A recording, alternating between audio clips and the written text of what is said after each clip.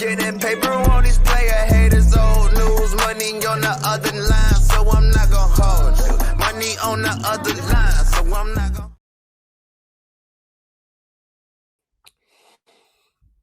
Ladies and gentlemen, welcome back to yet another edition of I'm Not Gonna Hold You. It is Friday, September 8th, 2023, man. It is your guy, Scott, and we are back for I'm Not Gonna Hold You. Y'all know to follow me on Twitter and Instagram at BarberChairScott. You know to follow the Barbers Chair Network at Barbers Chair Net on Twitter and Instagram. Subscribe to the Patreon right now, man. We appreciate everybody who subscribes. Patreon.com/Barbers Chair Network, man. We have got a nice schedule lined up for y'all, man. We're gonna take a look at this little rundown for y'all of what we've got on deck for the afternoon. So we're doing 2 hours there, of course, the regular show format. Last week was just a preview episode. So in the first hour, we're going to be doing all this. We got Ketchup, sound off, man. I got a sound off on Deion Sanders, prime time, everybody, all that stuff going on in Colorado. We're going to talk about Chiefs Lions. We're going to talk about which QB is under pressure. We got Nick Bosa and Joe Burrow who got new deals. We'll go over that. Then we'll have week 1 picks and odds. Mikey will have your gambling odds. And then we'll have my Goofy Mug of the week for that. And then after that, we'll have the local hour. We'll show y'all the local hour rundown later on. So that's what we've got for today. But let's get the rest of the crew up in here, man. All the people here. First of all, we just want to give our love and support to our guy JR Bang, who could not join us today. He had a family emergency, man. So we're gonna keep Bang and his family in our prayers, man. But we've got Dante in the house. Dante Miles, the president of Barbers Chair Network, fresh off the jet from last night's event. He has his phone on he has his mic on mute right now. But he's here right now. Hey, you know, producing is a tough job, brother. Yes, so, it is. I'm doing a lot right now. But, he's doing a lot right now. He's doing a lot. Good to be back, man. Hungover. He's back. We've got the one and only Mikey in the building. Mikey, what's going on, bro? Chilling, man. It's Packer week.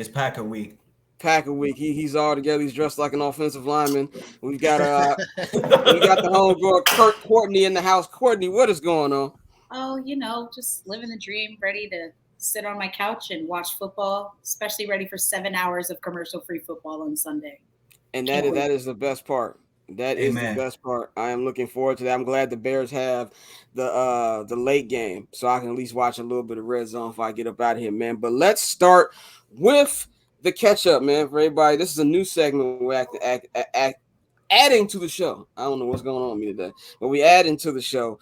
Basically, we're gonna catch up on everybody's been on. So what's been going on? I know yesterday we had the Barbers Chair Network kickoff event. Shout out to everybody who came through. Shout out to the great folks over at Haymarket Pub and Brewery. We appreciate everybody over there, man. We had a great time. I had a little Kendall Roy moment while I led the crowd in a fuck Green Bay, which was amazing. Shout out to our ticket winner, Antoine Page. He won the Chicago Bears 2 tickets for a season this year.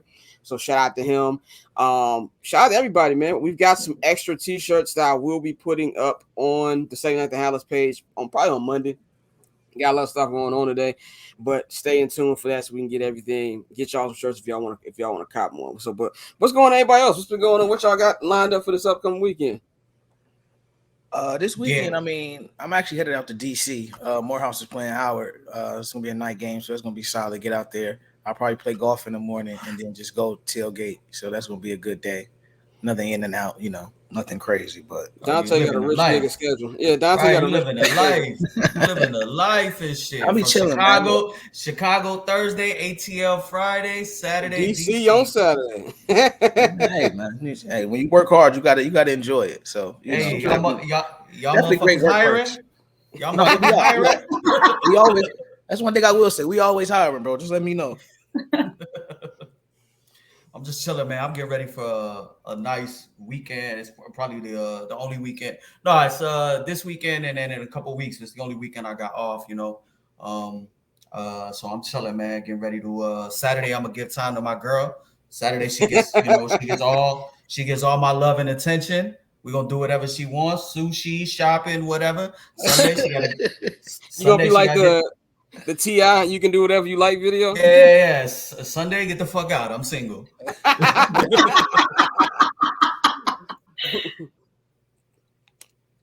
I'm Courtney, going what's to going the on lake. with you? I'm going to the lake tomorrow. Never done that in Texas. I will not be getting in that water, just to confirm. We got the Bama Texas game tomorrow night, so I gotta make it. Roll damn tide. Roll tide. Roll Tide, horns down. You know the vibes. Sunday, I got football. That's my plan. I might step out of the house. Gonna be rocking the Randall Cunningham Eagles jersey. Got to. All across Dallas, very upset. Heat. Yeah, get them Cowboys fans pissed off. I love Yeah. pissing off Cowboy fans. I mean, for me, I'm hitting the town tonight. Tomorrow, I had something to do. I was gonna shoot. By the way, there's gonna be. I'm not gonna hold you video coming soon. I'm doing some dope shit. Shout out my man, the boy Illinois, who does the intro that you hear every time. We actually work on a legit video that you will see at the beginning of each and every show. So we were gonna shoot that yesterday. We're gonna do it next Saturday because my brother he wanted a specific camera to use, and I don't get in the way of directors when they want certain equipment to use. So I'm like, all right, cool, so we'll wait to do that next week. And then Sunday is Bears Packers, man. Of course, it's first game of the season, so it's an all day thing. So I will be at Soldier Field from like noon to about probably 8 p.m. on Sunday. So my entire Sunday is shot. So, and then of course we'll be right back for y'all on Monday with our first Monday show. So that's pretty much what I got going on this weekend, man. But let's just get right into it. We're gonna start off with the sound off. Now, for everybody who knows, the sound off is where I sound off for a couple minutes on specific topics in the sports world. And we're going to do this a little differently this year because, of course, it's a group effort. So basically, I'm going to give my sound off. Same thing with Goofy Mog of the Week. I'll give my sound off. I'll give my Goofy Mog of the Week, and then I will give it to my esteemed co-host, and they let me know if I'm tweaking or not. So we're going to start off with my sound off for this week on Deion Sanders, Coach Prime. I'm a big, massive fan of Deion Sanders. I've been a fan of Deion since I was a little kid. Like, if y'all want to know how big of a fan I was, I had the Deion Sanders Baltimore Ravens jersey. So nobody can question my prime time. Exactly. He had 5 interceptions that year though. Let's give some respect to Prime. He had 5 picks that year. I had the 37 Baltimore Ravens. Of course, I had the Cowboys. I was a big fan. I watched the game last week. Very, very entertaining game. Y'all know I'm not big on college sports at all. Mike even hit me in the text like, "Are you fucking watching college sports?" So, right. But it was an entertaining game. Shador, Travis, they all had great games, man. But what I want to talk about really isn't the game because that's almost a week old at this point. They're getting ready to play Nebraska tomorrow at home in Boulder. I'm pretty sure that's going to be a nice crowd. It's going to be a stupid crowd coming off that big win. My thing I want to talk about is the media reception, man. And there's a lot of people in the media space. And we have a lot of this going on in the group chat. And I have to be the political one a lot of times because I work with these people.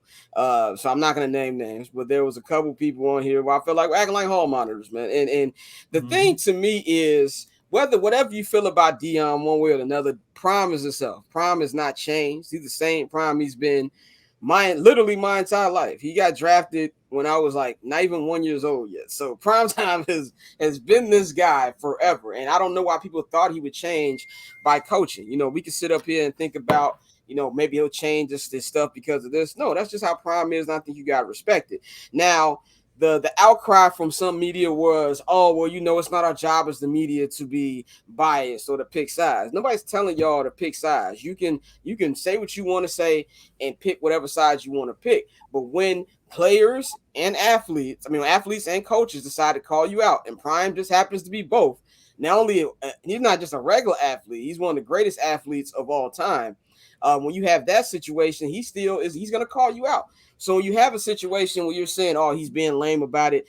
I think at the end of the day, it's a lot of people in the media spectrum who are lame. Let's just keep it real. A lot of y'all got tossed and locker energy, man. And to me, the thing is like, yeah, there's going to be a games we're going to lose. I'm not saying that Colorado is going to go off. They're going to have a great season. They're going to win a bowl game. They're going to be, in the top polls, whatever. I'm not saying all that, but this is a big game. This is a big win over a team that was just in the national championship just a couple months ago.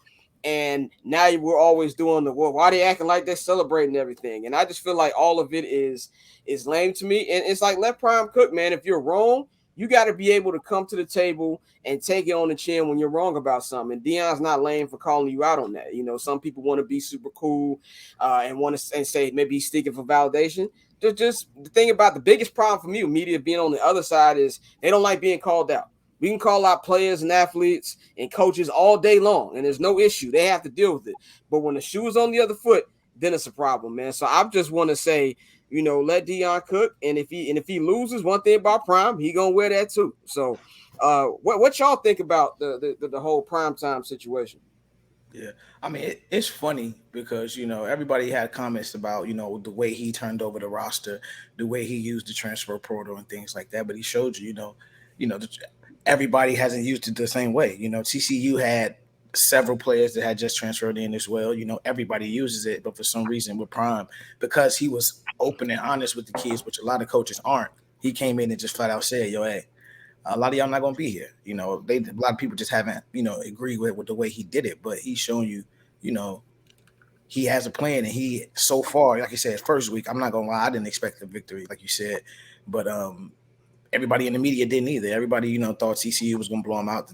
21 points was a spread, so, you know, even the bookmakers thought it was going to be an ugly game, and, you know, he came out and completely proved us wrong. So, like you said, with the media, a lot of these guys, they want to talk down to people. They want to be able to tell you what you do, what you did wrong, and how you should do your job. But when things like this happen, like you said, you got to wear it. So, like, I don't think Deion's tweaking. I don't think you tweaking either. Like, that's just the way it is. It's like, if you wrong, bro. And people got to wear that. Yep. No, I agree. I agree with you wholeheartedly. I mean, I think I agree. It's a lot of stuffed in the locker mentality ass motherfuckers out there, especially in the media, and a lot of people are threatened. People are threatened by people who are confident, who are vocal, and this is a changing of the guard. There's a lot of old guard mentality, whether that's in the corporate workplace, whether that's in professional sports. It's, oh, that's not the way it was done. I mean, we can get into this conversation about, just off of how NFL coaches go off preseason, about starting rookie quarterbacks. We can go on and on about the different shift in mentality. But the number one thing is those kids follow Deion and they believe in their coach. That's all you want. If they were my kids and they were going to school, I would want my kid to go play for a motherfucker who is not going to sugarcoat my son or my daughter, who is not going to, obviously within the realms of, keeping it respectful, don't put your hands on my kids, but who is going to, who's going to lead them, because life is not easy. Not all of those kids are going to end up going and play and reach the next level. But what Deion is instilling, the confidence, the believing in what you stand for, the knowing that people are going to doubt you, and, it's only on you to go and prove people wrong. That shit applies to all walks of life. Whether you're a teacher, whether you're a janitor, in any aspect of life, those are traits. Those are character building traits. So I just find it funny. I don't really find it funny. We know what it is. We know there's a lot of racist undertones as to how the media, a lot of coaches, how people feel about Deion. But like Dante said, they told you what they think of Colorado. They were a 21-point underdog. That's 3 touchdowns. 21, dog. 21-point underdog. It should not have been, honestly, even. I don't know how you could look, because they played in the Natty. Like, did anybody else watch that game? That was a dog walking. Like, no pun intended. That was 100%. A dog walking. 100%. And that was not the team we saw in the national title game. Like, that whole roster's gone. That whole roster is gone, and let's be real.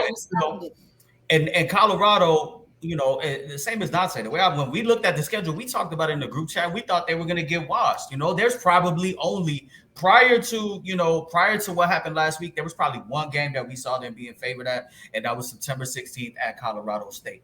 But now they've gone from being 21-point underdogs to now going up against, Matt Rule, and Nebraska's rebuilding, a Big Ten team, and they're a favorite. They're a small favorite at home.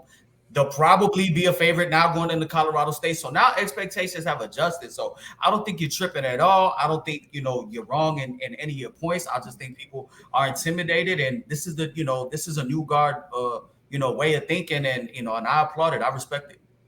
Yeah, but I was gonna say, bro, Deion is really the anti-Dabo. Like I can't stand Clemson in every way, shape, and form, bro. I like think when he everybody said that, enjoyed that Clemson loss the other day. bro, when he said we made our program in God's name, image, and likeness, I'm like, if you don't get the fuck out of here, bro, like these coaches always do this. Like you don't get paid millions of dollars, and then now you have an issue with certain players getting paid because, like we've all said it, like we've all seen it. If you actually do the research and look at the NIL deals, everybody's not getting paid.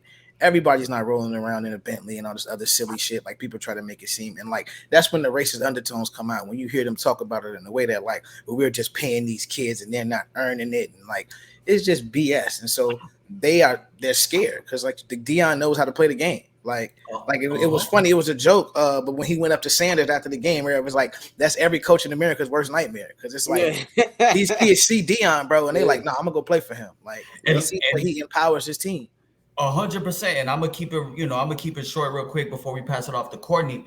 But let me remind motherfuckers, Nick Saban was in Deion's living room trying to recruit Shador.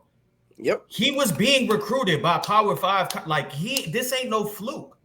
You know what I'm saying? He could have went to Bama. He turned that down. So don't be shocked if you continue to see success on Saturday, coming out of Boulder from Shador, and it's only gonna elevate more. So I think it's exciting. I think it's good for college football. I think it's good for college sports. Honestly, there's nothing else that I can truly add that isn't. We're completely aligned. It's good for the sport. He's good for the sport. More eyes on the game. What I thought I saw something about how there's like 3 times as many bets on the Colorado-Nebraska game than any remaining regular season NFL and college football game. Like that's crazy. And overall, if we're all fans of the sport, we want this. We encourage it for better or for worse. It's great for the game. Definitely, I definitely agree with that one, man. And mad love to Deion, man. That's gonna be the only team I'm watching this year because I don't really bang with college. That and Caleb Williams. I'm locked into USC football. I'm 100% watching. Yeah. By the way, I call cap on him sitting out. By the way, yeah, I don't buy that. He has the power to do that, but I don't believe he will. But that's gonna be the people I'm watching. I will shout out my man B-Dot in the chat room. We see y'all about to ruin my Sunday. No, we'll ruin your Sunday in the local hour, nigga, when we get to them Packers.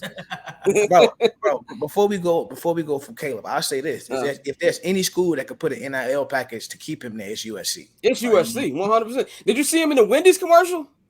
Yeah, like they can keep him there. If he's like no, I'm not going to Arizona. Like he could really be on some Magic Johnson shit. Yeah, he really could, man. But let's get into the first topic of the day, man. We were talking about last week. We were getting y'all ready for the preview of everything on the NFL. We had our first game last night at Kansas City Arrowhead Stadium. Unfortunately, the Detroit Lions came out on top. Detroit Lions are now 1-0. They won 21-20 in a very competitive game. Jared Goff went 25 of 35, 253 yards passing. He had 1 touchdown. David Montgomery, who my auntie loves, because my auntie is from the west side of Chicago, but she's lived in Detroit for like 20 years, so she's like a fake Lion fan now. She called me last night cutting a promo.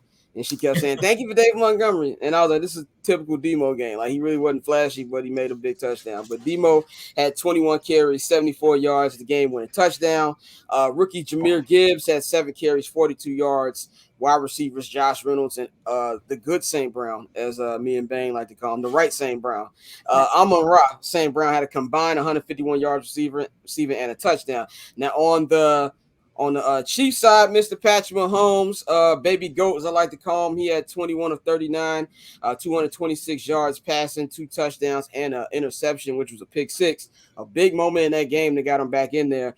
He led the team with 45 rushing yards. It tells you everything you need to know about the rushing attack last night. And this is the terrible wide receiver production. I know Justin Fields was watching this game last night, felt like Denzel, remember the Titans. Not so fun anymore, is it?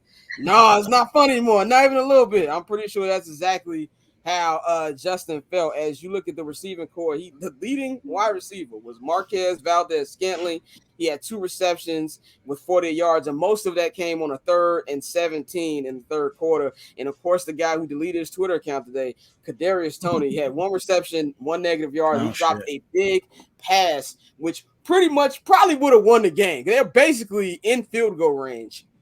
after that 4th down turnover, which I loved by Man Campbell. I hate that I like Dan Campbell as much as I do. I was listening to his interview with Rich Eisen. I was like, this nigga just loves football, though. Like, if he wasn't coach of the Lions, I would love him, man. But so far the Chiefs are on one. The funniest thing to me, obviously, was seeing Chris Jones in the press box with his 2 Sopranos-looking lawyers. I mean, agents.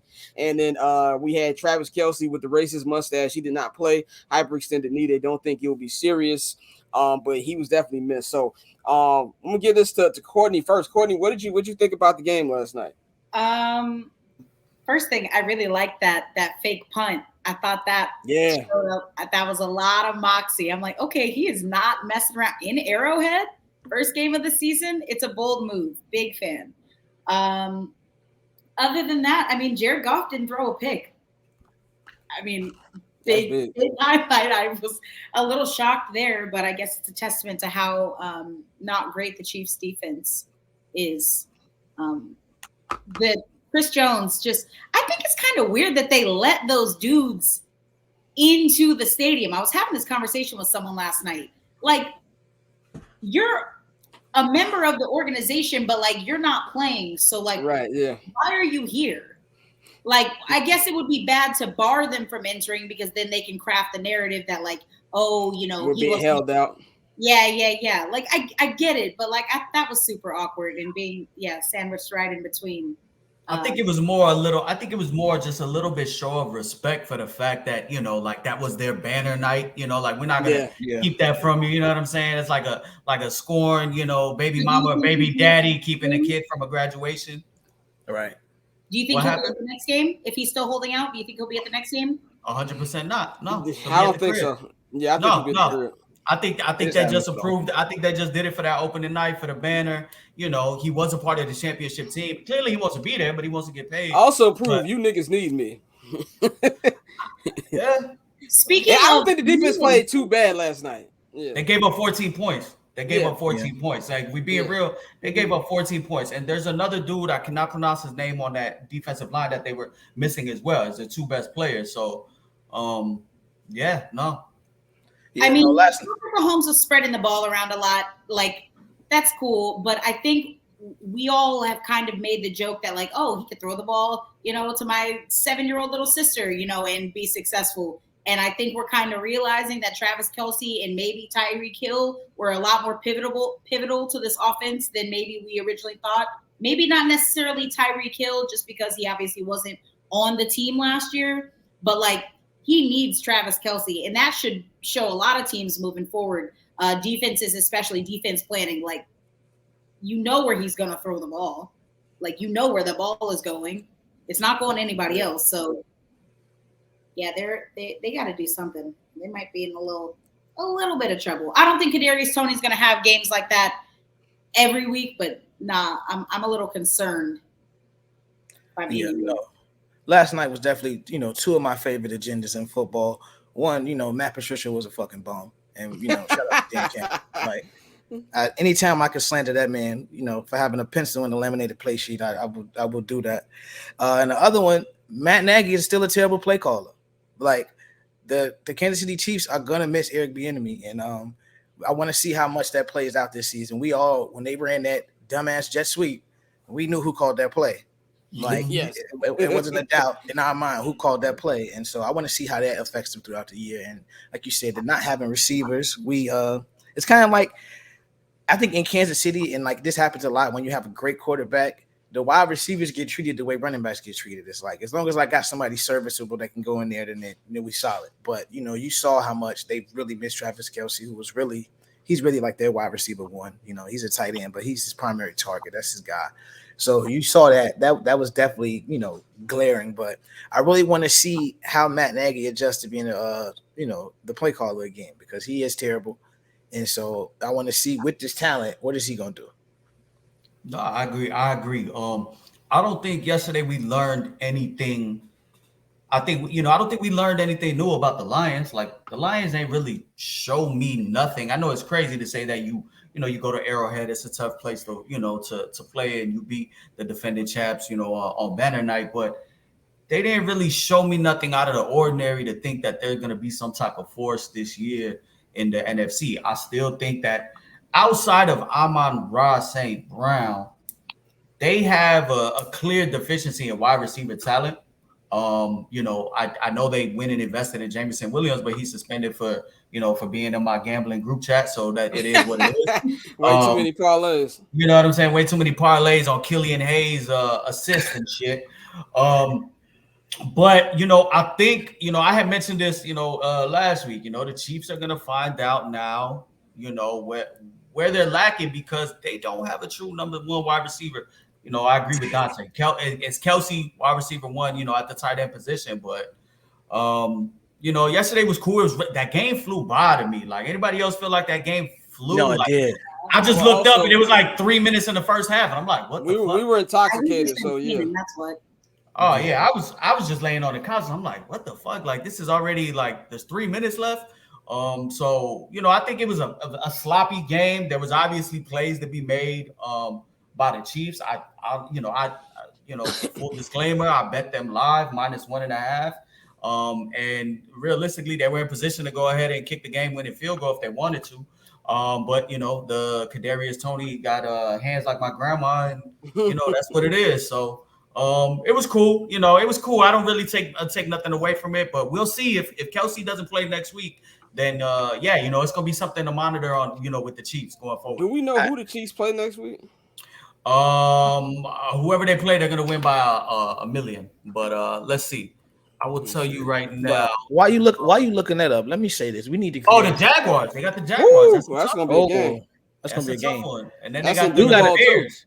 And then they got the Bears, who are gonna be 3-0 by then. So I don't know. Hopefully. A little too much dip in chip right there. Yeah, but bro, they gotta make a category for when a ball hits the receiver in both hands and gets deflected and there's an interception. Because I feel like that should not be on the quarterback. Like far too often, we see these passes hit people in the face, hit them up fucking both hands, and it ends up as an interception. I think that's just not. I mean, I never do this, but to Dak. In his defense, a lot of his interceptions, like I think like we defended Dakota today. What tip? We don't usually defend the police, but it's just one of those things. Well, like a lot of his interceptions they go off a receiver. So like those deflected interceptions, bro, that's always trash. And for the game to turn like that because of it, like you said, I agree. I don't think Tony's gonna have another bad game like that. Hopefully he deleted his Instagram to lock in, not just because he was embarrassed. But I think that he'll be all right. I think I'm with y'all, man. I don't think that I'm not nervous about the Chiefs. Like I think that Travis Kelce shouldn't be rushed because hyperextended knee. You don't want to play around with something like that, especially with so much football left, and also with how big of a importance he was. Like I said, Tony he's not a bum. Like Tony, he had a really good year last year. He had a good postseason. I think he'll bounce back. Pat is somebody who knows how to get his guys back rolling. Shout out to Robert Knox in the chat. He said Big Red taking the play calling back like Thanos. If there's anything for anybody who wonders why doesn't Eric Bieniemy have an actual job as a head coach, if anything, this year is going to help him out tremendously because as me, as Mikey, as Dante, as we know, this bald bastard Matt Nagy is an example of white privilege that he still has a job. Okay, and I was never mad at Mitch. I can't be mad at trash for being trash. I'm mad at Ryan Pace for drafting him, seeing that light-skinned king and Mahomes throw and think, you know what? If Mitch isn't there, then I'll get that nigga. So he deserves being Guantanamo Bay because of that. But also Matt Nagy. I called Matt Nagy out a long time ago. I remember 5 years ago. It wasn't even, I think it was like week 3 or week 4. I realized, he might be a merchant. And like the interception off. I don't remember people remember that. Sunday Night Football, the Rams and the Bears, both teams were good. And Mitch and Golf were just huffing it out. And then play call, I told my man Lotto sitting right there, I was like, this nigga's trash. We tell him that he's going to screw us. So if there's anything the Chiefs need to be worried about, it's Matt Nagy. And not only Matt Nagy, if you're Eric Bieniemy, you know what I'm saying? That exactly is what is going to help him out. Shout out to Mikey putting this in chat. That's why I don't have my phone on D&D doing the show. Pat McAfee and Stephen A. Smith are running up a check, man. I got to get love to them. Nick Saban is going to be on Pat McAfee show every Thursday. And Aaron Rodgers every Tuesday. Aaron Rodgers every Tuesday. And here's this: Pat McAfee is going to be on First Take with Stephen A. and Shannon Sharp every Tuesday. Do you understand the quality of content we're gonna get? They are curb stomping Skip Bayless ass boy. Curb stomping. They are going out of their way. Stephen A. said, "Watch this." Bury his ass. Lil Wayne got to give Skip a verse at this point. That's the only way he gonna get right. That's the intro of the show, though. Yeah, No. Skip awful F1 song. No, Skip needs to be on the next album. That's it. He's done. He's done in the streets. No shrimp, no rice, no champagne at Fox Sports 1. No, nothing. I'm going to say this before we move on to our next topic. Also, I agree with you, Mike. I didn't, and this is not a hater comment. I know it's going to come off as a hater comment because I'm a Bears fan. I didn't learn anything from Detroit last. You were supposed to win that game. If you got him throwing to, El Pollo Loco workers, if you've got, the defense missing that, you have to win that game. So I think it's a game where it's unfair in sports, but when you win a game that you're supposed to win, nobody really gives you credit for it. Now, I will say this is a good start for Detroit because next week they get to go to Atlanta and play, or I don't know if it's in Atlanta or in Detroit, but they're playing against Desmond Ridder and it's at the crib in Ford Field, which is actually one of my favorite. I hate to say it, one of my favorite stadiums in football. Like it gets loud in Detroit. It gets loud in Detroit. Yeah, it's gonna be dope out there. I think they can go 2-0, man. So we're gonna see how that goes. Let's go on to our next topic, man. This is a quick one. I want to talk about vet quarterbacks who are under the most pressure. Dante, who you think the heat is on the most coming into this season?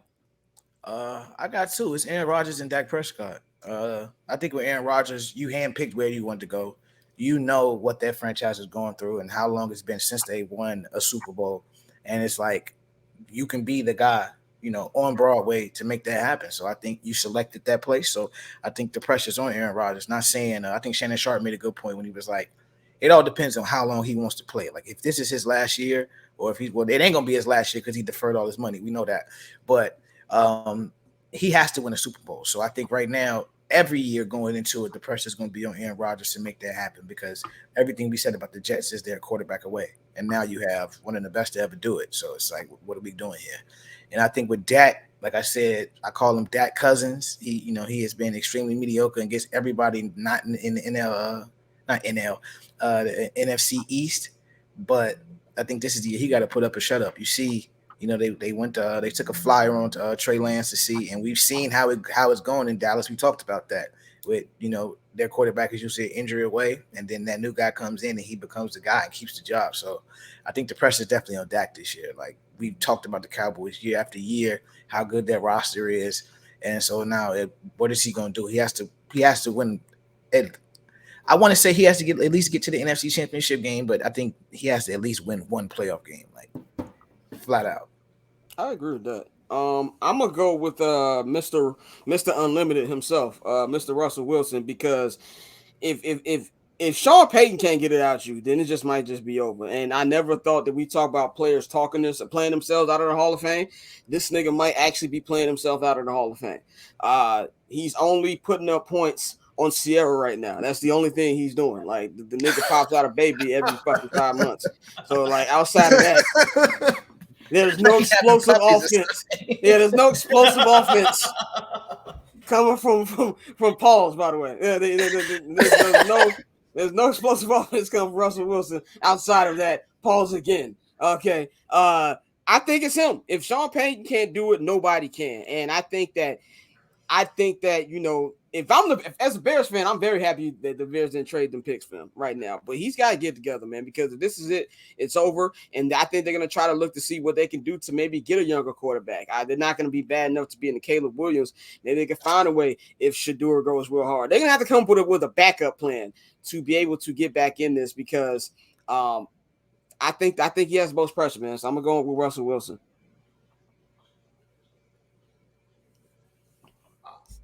I'm in the same camp as both of y'all. Actually, that was kind of my top 3 people under the most pressure. And I was actually just having that conversation with someone about that Boulder to Denver pipeline for Shedeur Sanders could be a thing, but I don't know how open they would be to another black quarterback so soon after the failure of Russell Wilson. Just being honest. Too many niggas, not enough niggas. Yeah, but no, I think Dakota Reigns, Rain Dakota. Is that what it is? Rain. He's got Is it Rain Dakota or Dakota Rain? Either way, it's terrible. Either way, he's the one that's got to get it figured out because you have arguably the best defense in the NFL. You've got mad weapons on offense now. Now you got to go do something, man. There's literally no excuse for you. There's no excuse. Yeah. Otherwise, who you got? Move on. I agree. It was between it's between both of them, Dak and Russell Wilson. But I'll go a little outside the box. Let's go to that man up in Buffalo, Josh Allen. Like kind of, how we were saying last week. I think there's a lot of, I don't think they're putting enough pressure on the Bills because this is a ready-made team, ready to win. I mean, they've made, improvements every year that he's been there. They've made it to the playoffs, but they haven't, gotten over that hump. So the division is tougher. In no way means, shape or form do I think his job is on the line, but there's pressure, if the Bills do not make any noise in their division this year, I think right now they probably are still favorites to win their division. But if they don't make some serious noise in the playoffs, then the headlines and the storylines going into next year is, can the Buffalo Bills win with Josh Allen, or have they hit a wall? So I think that's something. I think that's something to monitor, as outside of the Dak and I agree with all of y'all. Dak has been the starting QB since 2016. We're going on year 7, year 8. And they haven't really done shit of note. Not to Jerry's expectation. So he's easily the clear cut favorite. But I would put Josh Allen, you know what I'm saying? I'll load Josh Allen up in that clip, and I think I'll be ready to fire on him, as we get to January and February, we get into the offseason, depending what Buffalo does. Definitely, man. Let's move on before we get into our full week preview, which be coming up in 1 second. I want to talk about some big news that broke over this last couple of days, man, of some guys who got paid. Of course, we were talking about holdouts. One of these is a holdout, the other wasn't a holdout. But we talked about Chris Jones not too long ago. But Mr. Nick Bosa shows that racism pays off, as he got paid massively.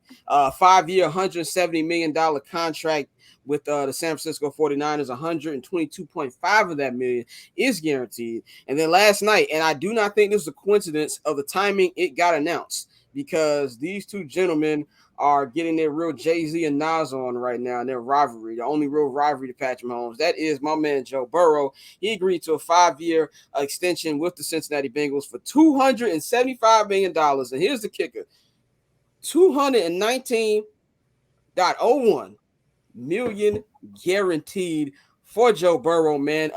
Quickly, let's just give our quick thoughts on what y'all think about these two moves before we get into our preview.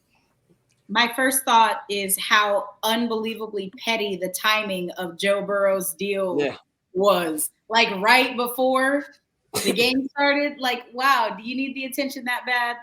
Never see in heaven. I'd rather never see in heaven. Oh, yeah.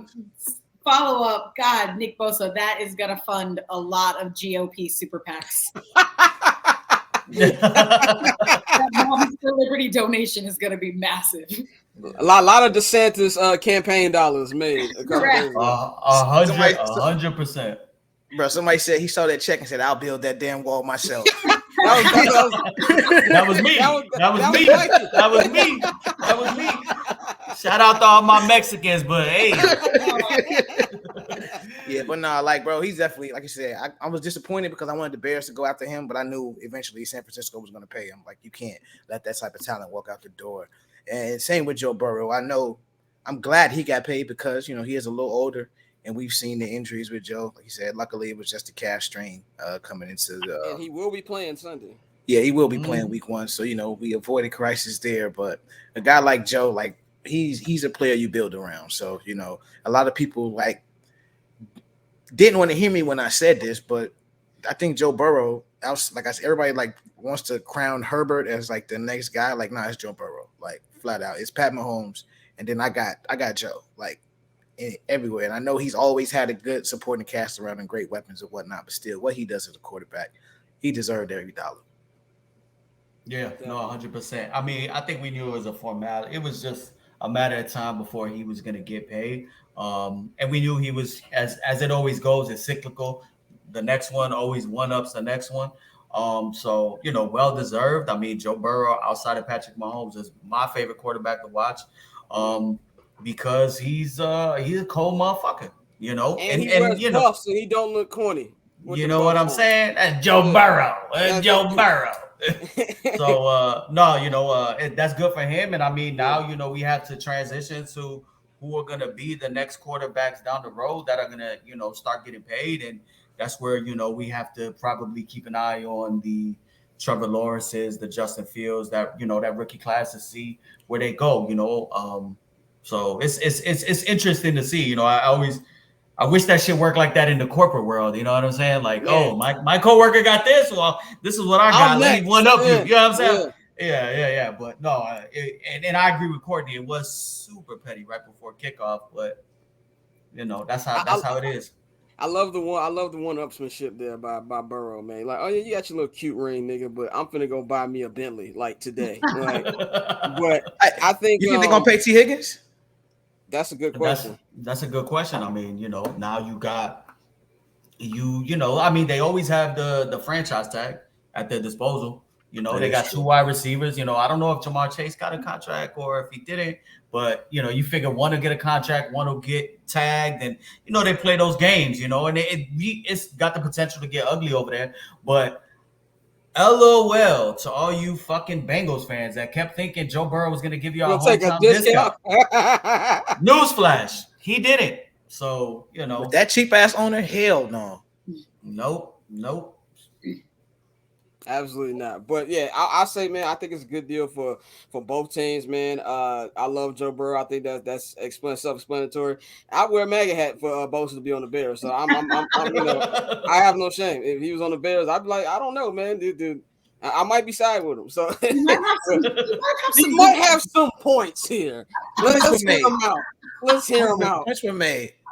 Points were made. So, but shout out to both of them, man, for their payday, man. So let's get into it. We're going to start off right now with our full week 1 preview show. We will preview segment. We will preview Bears Packers in the local hour. So we're going to skip off that game. Now, Mikey has gambling odds. Mike, how you want to do this? Do you want to do this like we do it per game, or do we do it where you just want to give like the top games that you're looking at?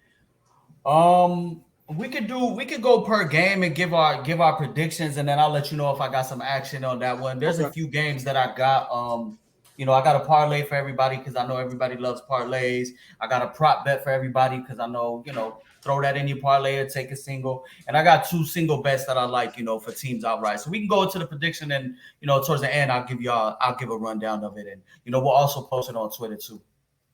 Okay, cool, perfect. So let's start off with the first game I got laid out here, man. We got in Baltimore. We got the Baltimore Ravens, Lamar Jackson, the new look Ravens. Now, Odell Beckham is listed as questionable for the game. He messed up his hamstring in practice, which tells you Odell's fully back when he's listed questionable.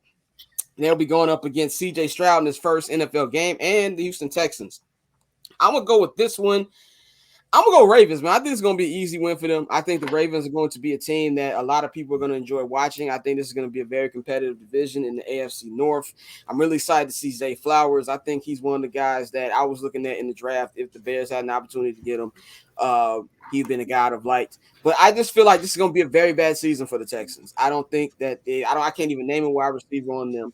I don't really know how well D'Amico Ryan is going to do as a first-time head coach.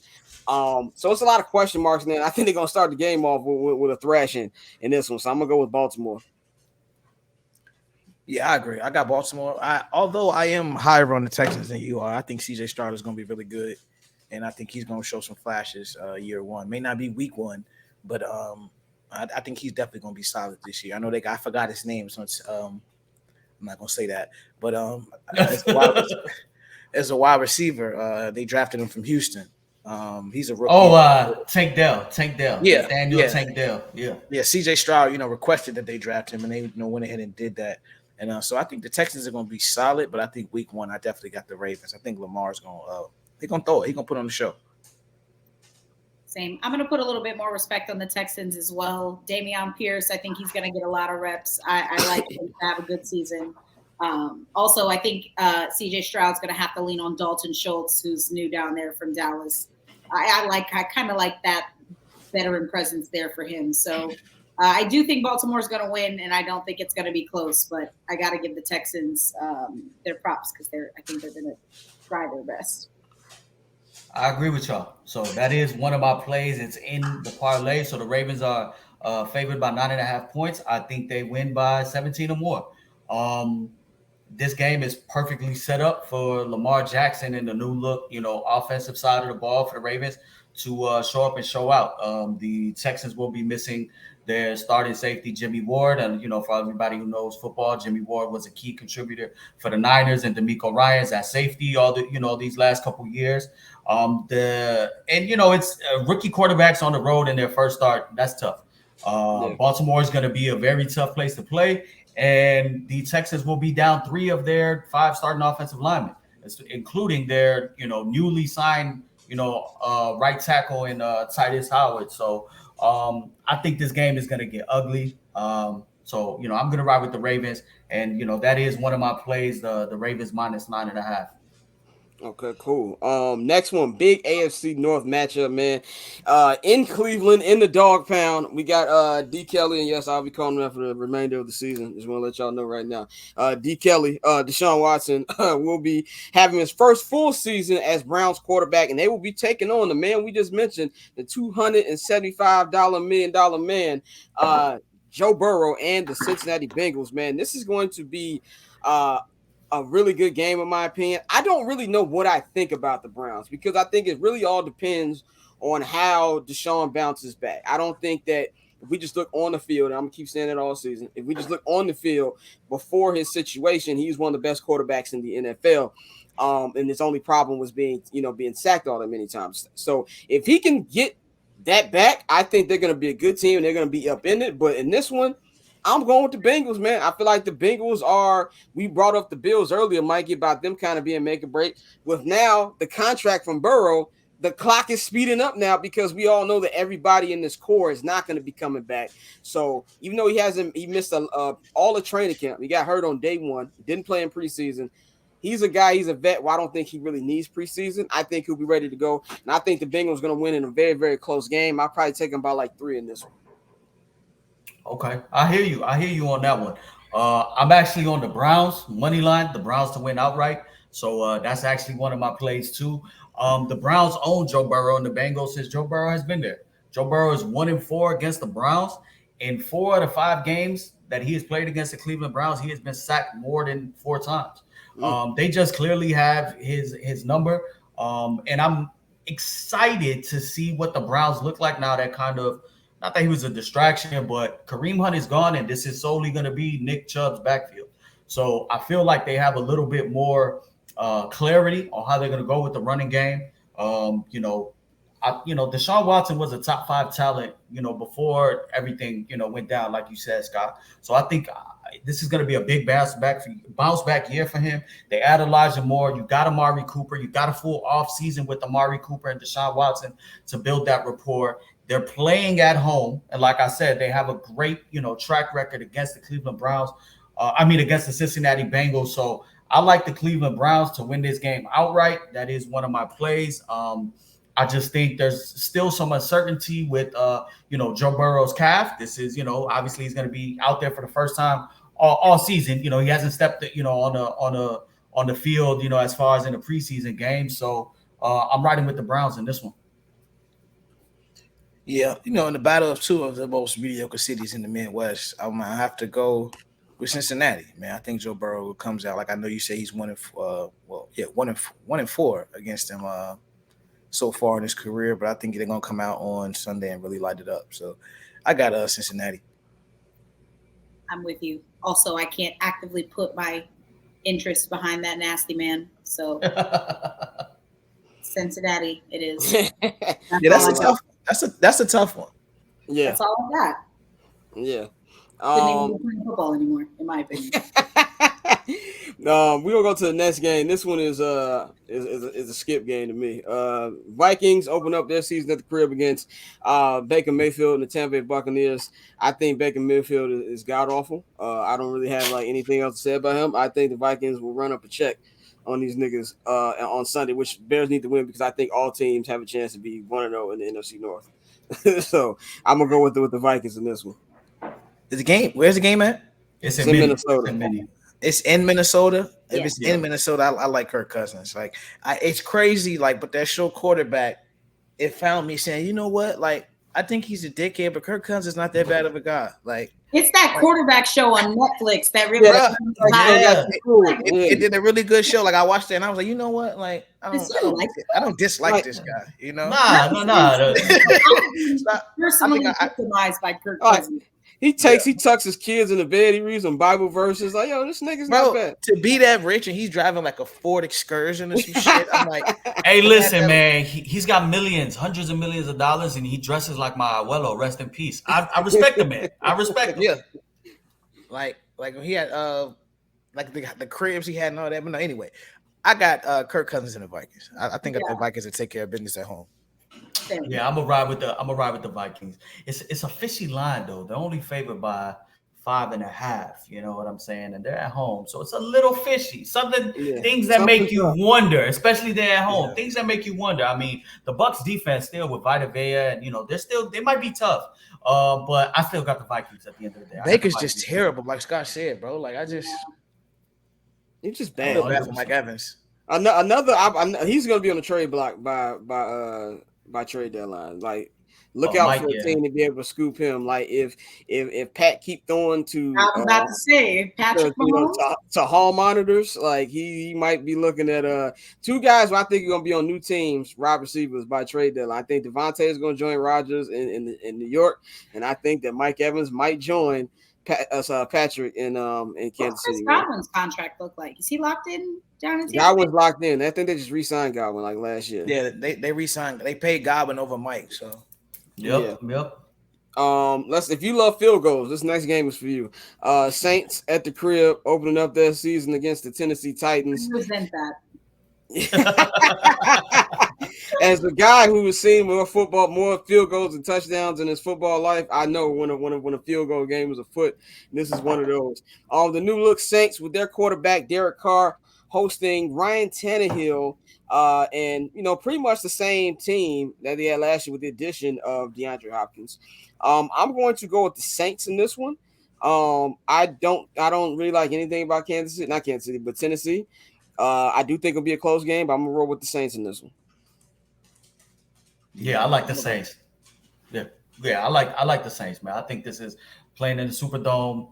I think the Saints actually have the number 1 easiest schedule, or the number 2 easiest schedule in the NFL. They play in a terrible division, and I think this might be an easy game for them. Yeah, like you said, bringing the check down God to team him up with Slant Boy. I think they're gonna put some numbers up out there in New Orleans in those home games. And it's always a tough place to play.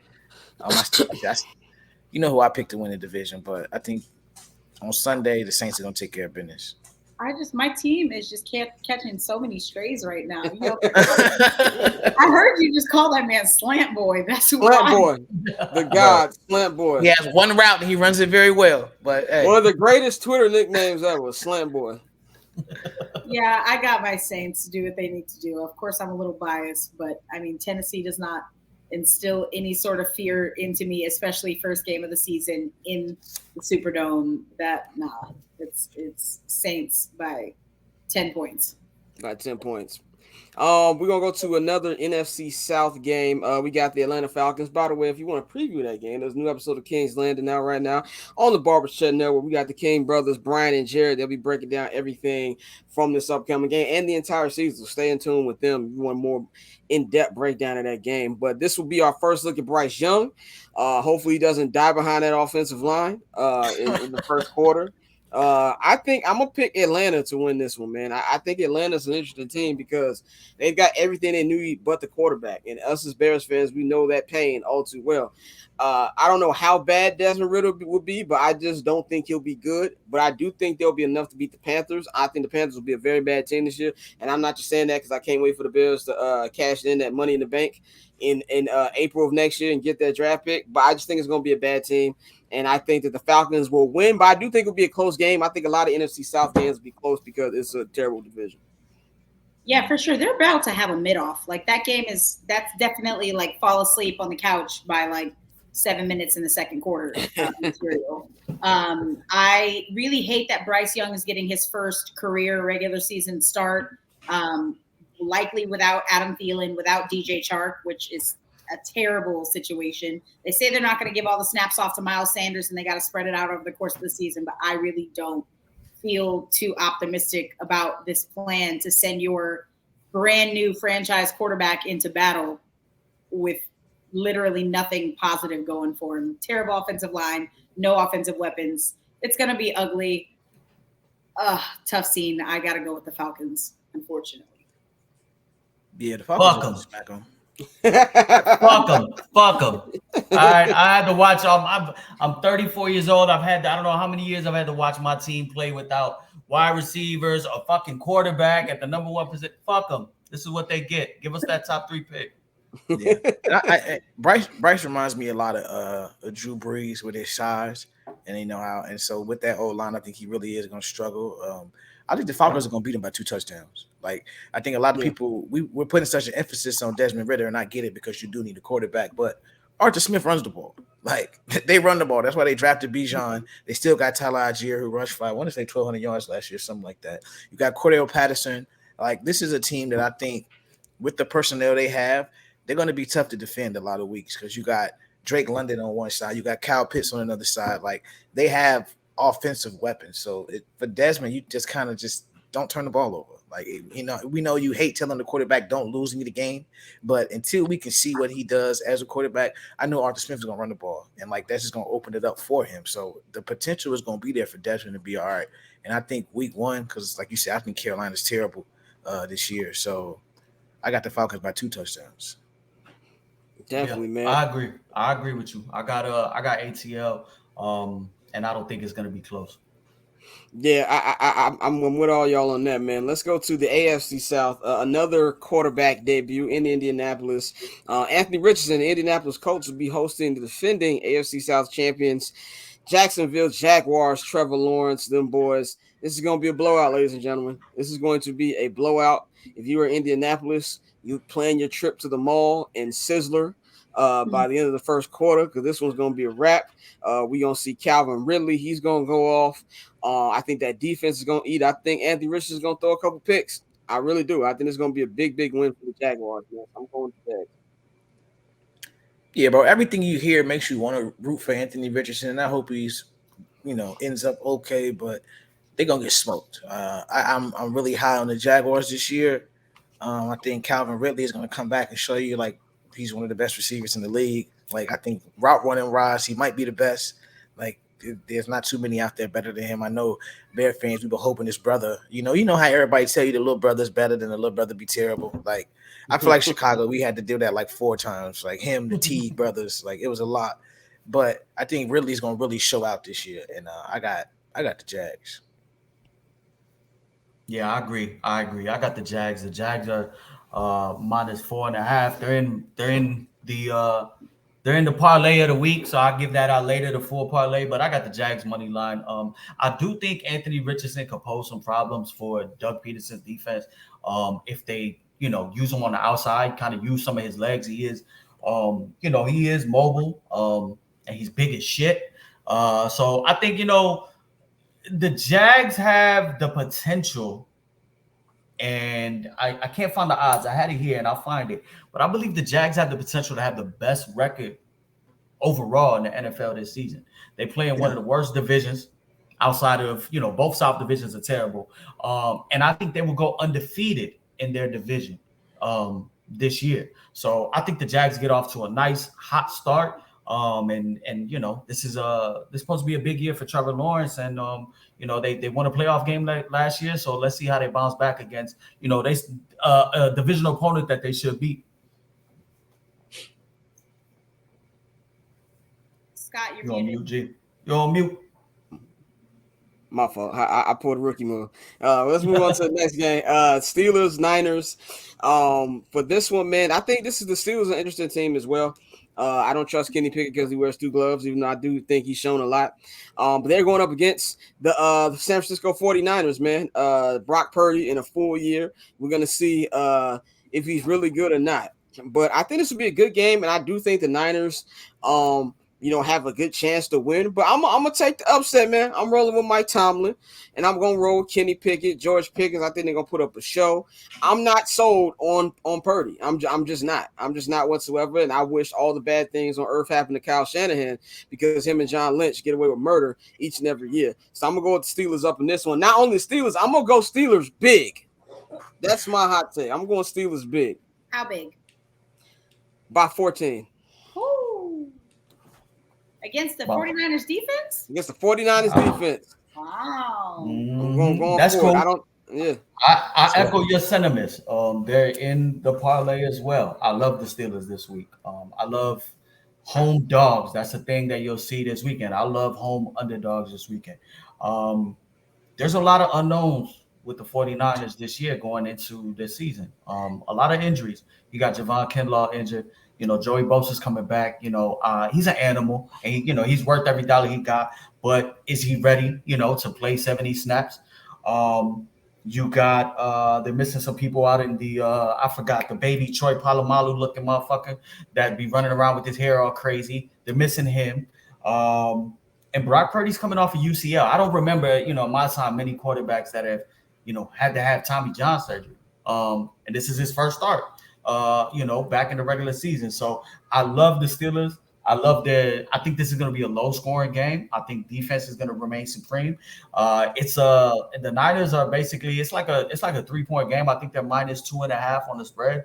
And you have to take into account for West Coast teams that are flying to play that early game in the East Coast. It's a 1:00 start here on the East Coast. So that's, damn near a 10 a.m. start. That does have an effect on players. So I love the Steelers. I think they're going to run the ball this year. George Pickens is a beast.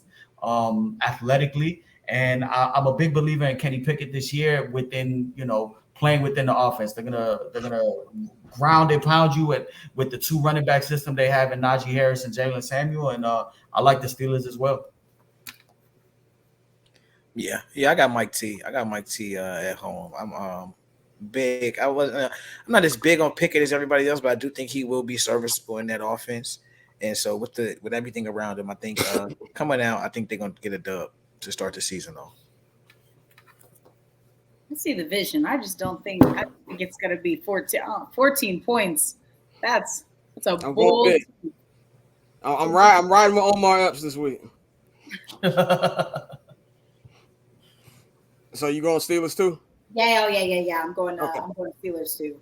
Okay, bet. This next game. I like 3. By 3? Okay. That's a good one. Yeah. This game screens 14-17, like some shit like that. Yeah, 14-17 energy. I'm gonna go 21-7, but we gonna see how it's gonna roll. This next one is a skip. Commanders Cardinals. I'm going Commanders. I don't think we need any real big breakdown on this one. Commanders. DC. Yeah. Sam Howell have a game. AFC West matchup, Broncos, Raiders. The Raiders are a team that I don't know. It's a mess, which is pretty much what the Raiders have been my entire lifetime. The Raiders. I'm going with the Broncos in this one. It's going to be an ugly game, but I do have the Broncos winning this one over the Raiders. I'm going Raiders, bro. I'm going Raiders. I just don't. Y'all know how I feel about the head coach in Denver. So I mean, I don't like him that much either. But the Raiders, I hate Mini Hoodie worse. Yeah, Jimmy G back with his boy. Let's see if they can work some magic. So I think week 1, I'm gonna go with the Raiders. I just hope both teams have fun. I mean, I'm a little sad as a Saints fan that my head coach came out of retirement to go coach someone else. That kind of stings a little bit, but to be expected because he's a little slithery snake. Yeah, I mean, Jimmy G, that's my guy. I got to root for the Raiders. That's really all I got. Love Jimmy G. Yeah, I'm riding with the Raiders. I'm riding with the Raiders on this one. I think we're going to get a heavy dose of Josh Jacobs and Jimmy G dissecting with Devontae Adams and some of those other weapons. I don't believe in the Broncos yet. They're gonna have to show me. So I'm riding with the Raiders. The local hour is coming up in about 5 minutes, man. We've got Herb Howard from the Bigs on the other side coming up. So we're going to get through these next couple games. Dolphins Chargers, man. This is going to be a real good game in SoFi Stadium in Inglewood, man. Tua versus Justin Herbert. You know the story between those two. I'm going to go with the Chargers, man. I think eventually they're going to have to break. I'm a big Justin Herbert guy. And not that I hate Tua. I think Tua is good too if he can actually stand up right. But I think that the Chargers are going to win this one. But I do think it's going to be very high scoring. But I'm going with the Chargers in this. I'm gonna go Miami. And anybody in the LA area, if you need tickets to the game, contact me. Holla at this dude right here. Right there. I got you. We got you good prices. But no, I'm gonna go with Miami on the road. So I really don't like Staley. I mean, like I said, I'm all for going for it on fourth down and taking chances and things like that. But a lot of his decision making, it sets the Chargers up for failure, and he's done it time and time again. So I'm rocking with Miami. I'm gonna rock with LA. Shout out to my guy Jeremy.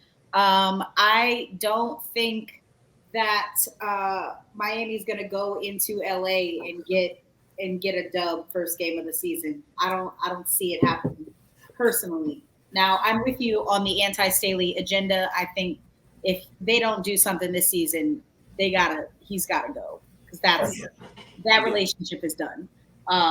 And Austin Eckler is definitely trying to earn his supper. He knows it's a contract year, so I look to him to absolutely eat, not just this game but this season. So I'm going Chargers. Yeah, I had tossed and turned with this game. I was leaning Miami for a while. I'm going to be actually pretty big on Miami this year, but I am going to ride with the Chargers. I just think the possibility of the Dolphins playing without their prize free agent and their starting left tackle, Teron Armstead, is huge, especially when matching up against the other MAGA Bosa. So, especially going on the road, it's going to be a shootout, but I ride with the Chargers, and it's going to be interesting to see this new improved offense with Kellen Moore as the OC now with the Chargers. Definitely. Let's the next one, Eagles Patriots. I'm pretty sure I'm going Eagles, man. Like there's really not much I gotta say about this shit. I'm going Eagles all the way. Going Jalen Hurts, man. This is a speed round that one. Everybody going Eagles? Yeah. I'm anti Mac Jones. Anti-Matt Jones, me too. Rams Seahawks. Jesus. If that is a go to the store game. I'm going Seahawks. Yeah. Seahawks again. Seattle. Big Gino. Sunday Night Football. First Sunday. I can't wait to hear that racist NBC song come on. And I've been waiting on that for Sunday night. I can't wait to hear that. NFC East game to start it off. Dakota versus Daniel Jones. I'm going to go with the Cowboys in this game just because I don't trust the Giants. I mean, I don't trust neither one of these niggas, but I really don't trust the Giants. And it's going to be at MetLife. So that's what I'm going with that. Who y'all got? Cowboys or Giants? Yeah, it's JetLife. My bad. JetLife. JetLife Stadium. I got the Cowboys, man.